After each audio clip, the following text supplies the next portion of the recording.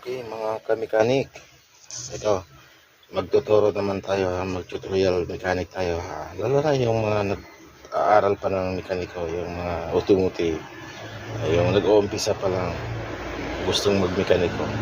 Kahit na yung may ganitong sasakyan, transformer to, transformer na GE63.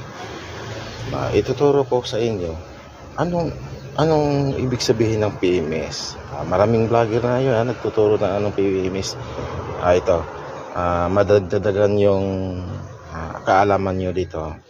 Matagal nang may reklamo ang may-ari, matakaw sa gasolina, medyo mahina, lumalakas yung andar. Siyempre lumalakas yung andar. Sinasabi ko sa kanya, tingnan natin yung spark plug. Yung ibig sabihin ng PMS, dalawang klaseng PMS, yung periodical maintenance at saka yung preventive maintenance, maintenance. Yung periodical maintenance, yung para bang naka-schedule na, tulad ng change oil.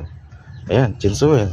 Dati, ang sasakyan dati, ang change oil, 5,000 km. Every 5,000 km kailangan i-change oil.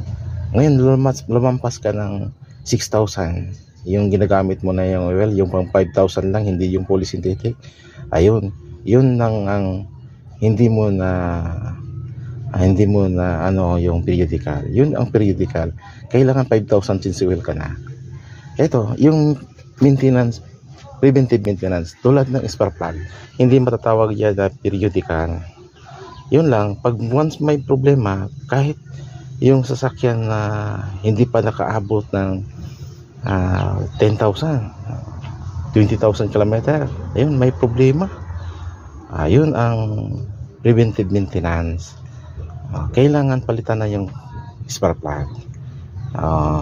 Yung may mga problema, hindi siya tulad ng periodical, kailangan naka-schedule. Yung preventive maintenance, yung may mukhang may problema. Tulad dito, tatanggalin ko yung spark plug. Ito, tanggalin ko to spark plug. Yan ang unang mga diagnostic yan. Injector, video mo alala yun na malaki-laki yung diagnostic na yan. Una, spark plug at saka yung air cleaner. Yun. Matatawag din na preventive maintenance yung air cleaner. Yung hindi naka-schedule ba, kailangan mo may na abnormal na function na sasakyan. Ito ayan. Spark plug din. Ang spark plug yan, pwede mo mabibili online. Mabibili mo yan online. Spark plug, pang transformer, pwede mo yan mabibili online. Ito.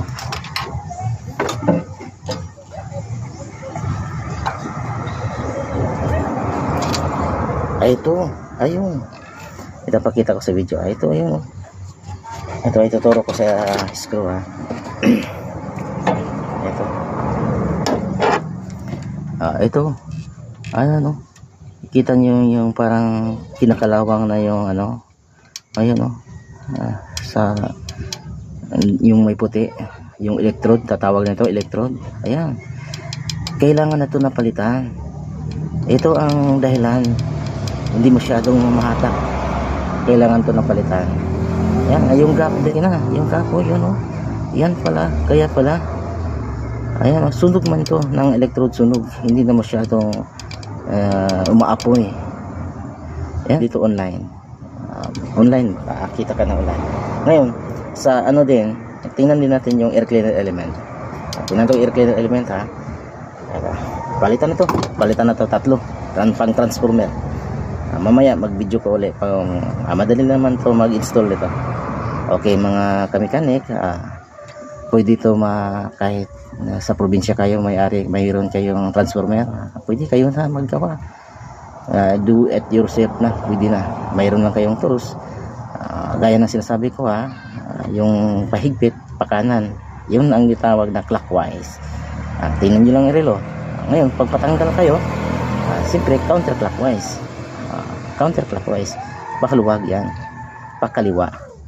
Yun, pwede na hindi kayo magtanong, pwede na hindi kayo punta ng shop. Okay, kamekanik, palitan natin ito.